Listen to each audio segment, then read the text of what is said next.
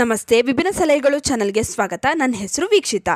ಕೈಕಾಲು ಜೋಮು ಹಿಡಿಯೋದು, ಕೀಲುಗಳಲ್ಲಿ ನೋವು, ಕಾಲು ಸೆಳೆತ, ನೋವು, ಎರಡ ಹೀಗೆ ಹಲವಾರು ಸಮಸ್ಯೆ. ಇದಕ್ಕೆ ಪ್ರತಿದಿನ ಪೇನ್ ಕಿಲ್ಲರ್ ಟ್ಯಾಬ್ಲೆಟ್ಗಳನ್ನು ತೆಗೆದುಕೊಂಡು ಆರೋಗ್ಯ ಹಾಳು ಮಾಡಿಕೊಳ್ಳುವವರೇ ಹೆಚ್ಚು.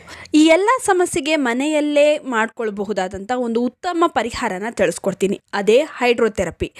ಇದರಿಂದ ದೇಹದ ನರಗಳು ತೆರೆದುಕೊಳ್ಳುತ್ತದೆ, ರಕ್ತ ಪರಿಚಲನೆ ಚೆನ್ನಾಗಿ ಆಗಿ ನೋವು ಕಡಿಮೆ ಆಗುತ್ತದೆ. ಕೈಕಾಲು ಜೋಮು ಹಿಡಿಯುವಂತಹ ಸಮಸ್ಯೆ ಕೂಡ ನಿವಾರಣೆಯಾಗುತ್ತದೆ. ನೋವು ಅನ್ನುವರು ಓಡ್ತಾರೆ.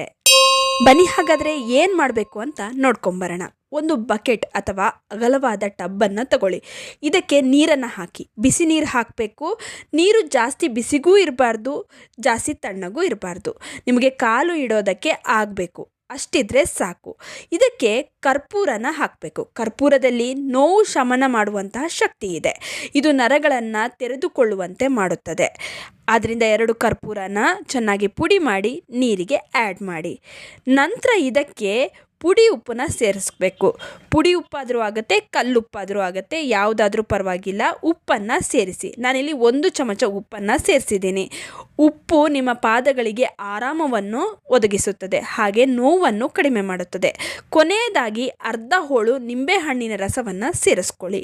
ಇದು ಚರ್ಮದ ರಂಧ್ರವನ್ನು ತೆರೆದುಕೊಳ್ಳುವಂತೆ ಮಾಡುತ್ತದೆ. ಇದರಿಂದ ಔಷಧಿ ನರಗಳನ್ನು ತಲುಪುತ್ತದೆ. ಇವೆಲ್ಲವನ್ನು ಚೆನ್ನಾಗಿ ಮಿಕ್ಸ್ ಮಾಡಿ ಇದರಲ್ಲಿ ಕಾಲನ್ನು ಹಾಕಿ. ಈ ನೀರಲ್ಲಿ ನಿಮ್ಮ ಕಾಲನ್ನು ಹಾಕಿ 15 ನಿಮಿಷ ಹಾಗೆ ಬಿಡಿ. ಇದರಿಂದ ರಕ್ತ ಪರಿಚಲನೆ ಚೆನ್ನಾಗಿ ಆಗುತ್ತದೆ, ನರಗಳು ತೆರೆದುಕೊಳ್ಳುತ್ತದೆ. ಇದರಿಂದ ತುಂಬಾ ಆರಾಮ ದೊರೆಯುತ್ತದೆ, ನೋವು ಕಡಿಮೆಯಾಗುತ್ತದೆ. ಇಷ್ಟು ಮಾಡಿದ ನಂತರ ನೀವು ರಾತ್ರಿ ಮಲಗುವ ಮೊದಲು ಎಳ್ಳೆಣ್ಣೆಯಿಂದ ಪಾದಗಳಿಗೆ ಮಸಾಜ್ ಮಾಡಿ.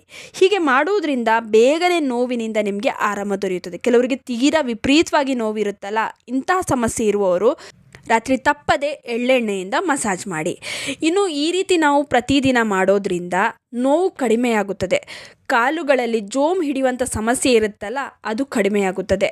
ಪಾದಗಳಲ್ಲಿ ಉರಿ ಇದ್ದರೆ ಅದು ಕೂಡ ಕಡಿಮೆಯಾಗುತ್ತದೆ. ಊತ ಇರುತ್ತೆ ಕೆಲವರಿಗೆ ಕಾಲಲ್ಲಿ, ಆ ಊತ ಕೂಡ ಇಳಿಯುತ್ತೆ, ಊತ ಕಡಿಮೆಯಾಗುತ್ತೆ. ಹಾಗೆ ಇದು ಮೆದುಳನ್ನು ಶಾಂತಗೊಳಿಸುತ್ತದೆ, ಒಳ್ಳೆಯ ನಿದ್ರೆ ಬರುತ್ತೆ. ಹೀಗೆ ಮಾಡ್ತಾ ಬರೋದ್ರಿಂದ ನಿಮಗೆ ತುಂಬಾ ಆರಾಮ ದೊರೆಯುತ್ತದೆ. ಈ ಥೆರಪಿಯನ್ನು ನೀವು ಪ್ರತಿದಿನ ಕನಿಷ್ಠ 7 ರಿಂದ 10 ದಿನದವರೆಗೆ ಮಾಡಿ. ಖಂಡಿತ ನಿಮ್ಮ ಸಮಸ್ಯೆ ಕಡಿಮೆಯಾಗುತ್ತೆ. ಇನ್ನು ಕಡಿಮೆ ಆದ ನಂತರ ವಾರದಲ್ಲಿ 2 ಬಾರಿ ಮಾಡಿದ್ರೆ ಸಾಕು. ಇನ್ನು ಈ ವಿಡಿಯೋ ಇಷ್ಟವಾಗಿದ್ದರೆ ಲೈಕ್ ಮಾಡಿ, ಶೇರ್ ಮಾಡಿ. ನಿಮ್ಮ ಅನಿಸಿಕೆ ಅಭಿಪ್ರಾಯಗಳನ್ನು ಕಮೆಂಟ್ ಸೆಕ್ಷನಲ್ಲಿ ತಿಳಿಸಿ. ನೀವಿನ್ನೂ ವಿಭಿನ್ನ ಸಲಹೆಗಳು ಚಾನಲನ್ನು ಸಬ್ಸ್ಕ್ರೈಬ್ ಮಾಡ್ಕೊಂಡಿಲ್ಲ ಅಂದರೆ ದಯವಿಟ್ಟು ನಮ್ಮ ಚಾನಲನ್ನು ಸಬ್ಸ್ಕ್ರೈಬ್ ಮಾಡ್ಕೊಳ್ಳಿ.